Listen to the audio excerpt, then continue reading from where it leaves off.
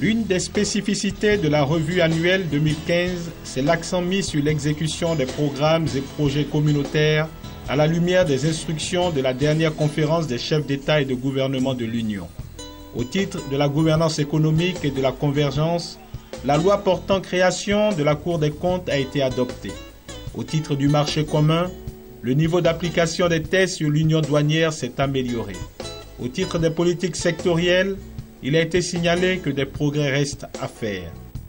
La revue du portefeuille des programmes et projets communautaires indique une lenteur dans la réalisation des activités.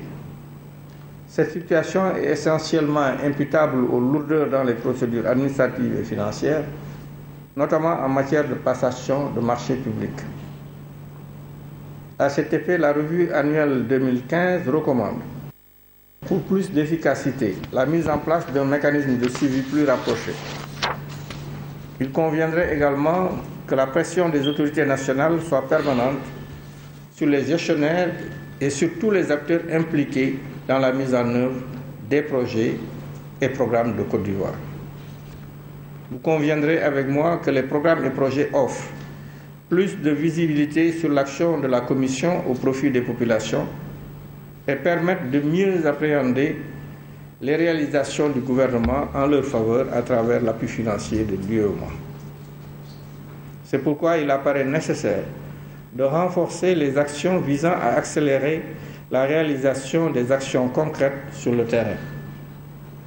Je puis vous assurer, Madame la Ministre, que la Commission, pour sa part, mettra tout en œuvre pour accompagner la Côte d'Ivoire et ce, dans l'intérêt des populations.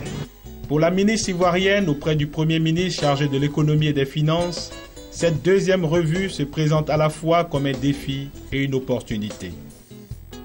Le défi a trait au fait de savoir si nous avons pu maintenir notre honorable rang de la revue de 2014, tandis que l'opportunité nous est offerte de partager avec les experts de la commission de l'UEMOA les difficultés relatives à la transposition et l'application effective de certains textes communautaires. Cette deuxième revue comporte une innovation de taille, celle de l'évaluation de la mise en œuvre effective des projets financés par la commission de l'UEMOA en Côte d'Ivoire.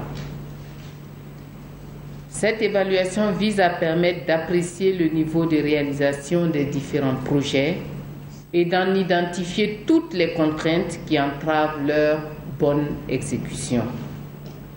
Je voudrais déjà me réjouir des résultats des travaux du comité technique de la revue, dont les conclusions sont contenues dans le mémorandum soumis à notre appréciation, et féliciter les membres de ce comité pour la qualité de leurs travaux.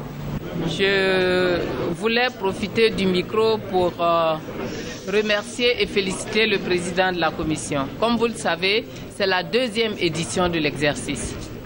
La première édition de la revue des programmes, projets et projets de la commission a eu lieu en 2014. Elle a permis à chacun des États membres, notamment à la Côte d'Ivoire, de voir les progrès dans la transposition, mais également dans l'application à la fois des textes que des projets et programmes. Ce faisant, chacun de nos départements ministériels s'est mis au travail.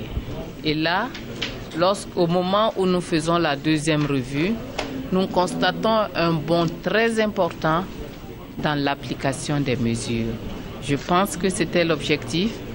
Je pense que le président et toute son équipe se sont mis justement pour faire de cet exercice une réussite. Je retiens que la Côte d'Ivoire a fait beaucoup d'efforts. On a fait beaucoup d'efforts sur les mesures sur lesquelles nous pouvions évoluer. Ça a permis aussi à nos équipes de voir les mesures pour lesquelles nous anticipons des difficultés d'application. C'est des champs de discussion et de négociation avec la Commission et éventuellement avec le Conseil des ministres de l'Union pour voir comment est-ce que ces mesures-là, nous pouvons à la fois les reformuler pour leur donner le caractère applicable. On a mis 20 ans d'un développement solidaire. 8 pays, un même destin. Cela signifie quoi? Cela signifie que notre organisation est basée sur le principe de la solidarité. Il ne faudrait pas que nous ayons des pôles de surcroissance et des pôles qui sont affaiblis. C'est pourquoi nous essayons de faire en sorte que tous les pays puissent avoir le même rythme ou s'accrocher à un moteur qui a un rythme plus élevé pour aller de l'avant tous. C'est pourquoi je voulais expliquer que cet exercice que nous sommes en train de faire n'est pas à proprement parler un exercice d'audit. Il ne faut pas le comprendre comme un exercice d'audit. C'est un exercice pour faire le point dans les différents pays et permettre de manière solidaire aux 8 pays de pouvoir cheminer ensemble, donc 8 pays, un même destin. L'Union économique et monétaire ouest-africaine, UEMOA, qui regroupe 8 pays de l'Afrique de l'Ouest, dont le Bénin, le Burkina Faso, la Côte d'Ivoire, la Guinée-Bissau, le Mali, le Niger, le Sénégal et le Togo, est une organisation ouest-africaine qui a comme mission la réalisation de l'intégration économique des États membres. La commission de l'UEMOA exerce en vue du bon fonctionnement et de l'intérêt général de l'Union le pouvoir d'exécution délégué par le Conseil des ministres.